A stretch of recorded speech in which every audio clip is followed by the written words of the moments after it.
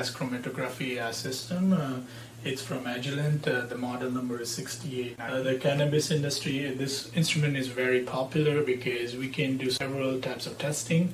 One of them is residual solvents testing. So any residual solvent in your product can be tested using this instrument. Another type of testing is potency testing, so D9, THC, and CBD testing, and different other types of cannabinoids can be tested using gas chromatography system. So oftentimes when we are using gas chromatography, we would like to measure the flow rate, the actual flow rate of the gas flowing through the system. So, compared to the software, we can measure it manually with this flow meter. It measures the flow rate, as per the actual flow. So this is the most common type of column that is used for a gas chromatography instrument. It's a capillary column. It has approximately 30 meter length and with 0.25 internal diameter. This helps with all types of analysis, residual solvent, potency testing. So we just wanted to show you the type of column. The instrument you're looking at is HPLC. Is one of the most popular instrument that is used for cannabis testing.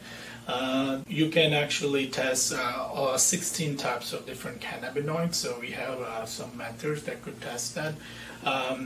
This instrument is very popular because it can test all types of profile, and it can help you to report the results in the final CFA for cannabis testing. During the lab training, I go through each component with the students, each component of the instrument. So briefly explain you this the components listed shown here: a degasser, pump, then detector, sampler. So those are the components. I show how each component works, what could go wrong, and troubleshoot the actual issue. We also have here several different types of column that are used. So this is a longer type of column, a 300 millimeter column, but we also have shorter columns of 150 millimeter that are used for cannabis testing. So students get like a lab protocol, they follow through the procedure, and they're independently allowed to do the testing, starting the testing, evaluate the results, and process the data.